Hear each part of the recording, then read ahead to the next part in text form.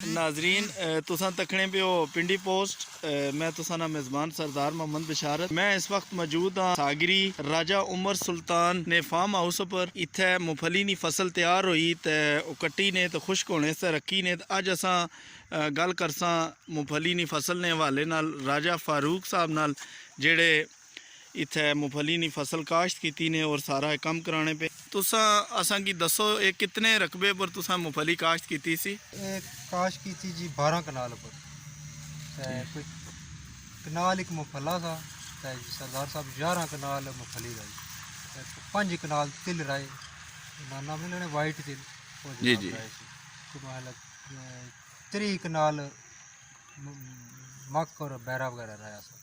Total रकबा 50 कनाल। असां की थोड़ा मुंगफली ने बारे दसो कि ये तुसा जेड़ी मुंगफली दी फसल काश्त की जितने रकबे पर तुसा ना कितना खर्चा आया और कितनी मुंगफली निकसी, ताकि बाकी लोगों की भी इस बारे च आगाही देनी कि एक अगर का मुंगफली काश्त करन तो वो कितना के प्रॉफिट वाला है कारोबार आ। पता है साढ़े भटके ना मुंगफली रहने होने से ना बड़ी अच्छे तरीके नाल उस तरह अगर अच्छे तरीके जिस तरह उस तरह रहने होने से पता है उसले सारे घर वाले ले पैने से।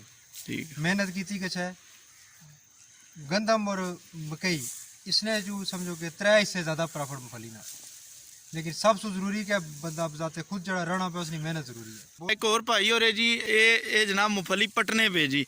अच्छा इलियास नान जी, इलियास साहब ये क्या करने पे हो तुसा? लगे जी मजदूरी करने पे पहले प्रॉपर करने से जॉब वगैरह, लेकिन वो छोड़ दी थी क्योंकि अपनी मेहनत की अजमत थी, इससे कोई इससे अच्छा और कोई काम नहीं। अच्छा मुंगफली कोई 20,000 या 30,000 जॉब करने से बेहतर बेशक अपनी मेहनत करो तो इससे ज़्यादा बरकत है। ठीक है माशाल्लाह ठीक है आपने रिलेटिव है साढ़े ये भी ते अपना आप सिलसिला साढ़ा असा दो भाई सारे लगे रहने से। तुसा क्या मशवरा देने हो कि बाकी लोगों जिस तरह साढ़े इलाके जरा इतना रुझान नहीं मुंगफली काश्त करने पर, तो तुसा क्या आने हो? माशाल्लाह प्रॉफिट सी बुआ, लेकिन इसलिए लोग मेरा ख्याल इससे आगाही नहीं हासिल करने, इससे दूर है इससे या उन्हें की पता नहीं पता होने असल मेहनत वाला काम है, लोग मेहनत से गुरेज करने थोड़ा जा बिल्कुल माशाल्लाह से जितना प्रॉफिट है मकई और गंदम भी इतना ज़्यादा नहीं जी। नाजरीन पुठवार आ इसने विच सब तो ज़्यादा जड़ा मुंगफली जिस इलाके की मशहूरी है वो गुजर खान और चकवाल नहीं।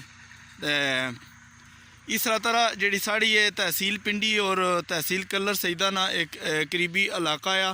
कलर सईदा भी कोई मुंगफली नहीं काश्त होनी, लेकिन तहसील पिंडी ना जड़ा साड़ा ये बेल्ट आ ये अला इधर कोई इतना रुझान नहीं। लेकिन अज मैं तुसा की दसिया कि इत्थे मुंगफली नहीं काश्त हुई और बड़ा अच्छा है एक मतलब प्रॉफिट वाला एक कारोबार आ। जिस तरह लोग गंदम और मकई काश्त करने तो मुंगफली नहीं करने, लेकिन अज इत्थे फार्म हाउस पर आए हैं इन्ना तकरीबन काफ़ी असा की चीज़ां दसियाँ कि अगर इलाके ने लोग मुंगफली काश्त करन तो बड़ा अच्छा कारोबार आ और प्रॉफिट वाला कारोबार आ।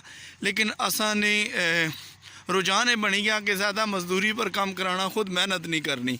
तो अगर लोग मेहनत करन तो ये बहुत अच्छा कारोबार है। नाजरीन ये तिल नी फसल ही है जी, ये कट्टी खुश्क हुई तो हूँ कुटने पे तो असा इसने बारे च फारूक साहब को पुछसा कि अच्छा फारूक साहब ये तिल कितनी जगह पर काश्त किते से ने? मैं तिल काश्त की 4 कनाल जी तिल काश्त फिर थोड़ी जगह जी मेरी स्पेस बचनी थी ना उत्थे मेरे को तिल ना बीज पे सा आधा किलो बीज सा टोटल मैं 700 रुपये में खरीदा सा। 4 कनाल ही जो मेरा ही पड़ा तो इसने जो सरदार साहब ना भी कुछ किना ना तो मैक्सिमम खर्चा बड़ा आ गया उसी बहुत ही ज़्यादा आया हुआ 6,000 रुपये आ गया।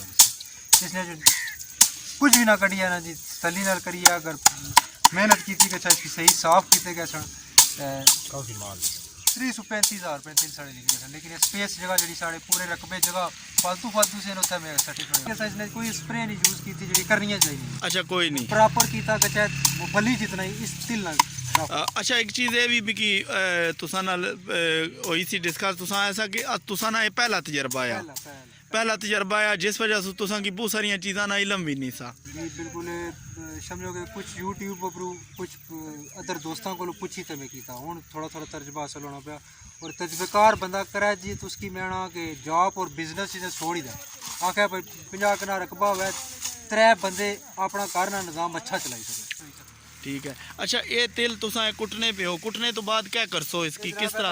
और बन गया जी इसने जो सा छाड़ने नाल पखे 2 लासा स्टैंड वाले जी फिर इसकी बड़ा छाड़ना होना, उसकी 2 बंदे छाड़ सकते, एक बंदा बिच बना दे।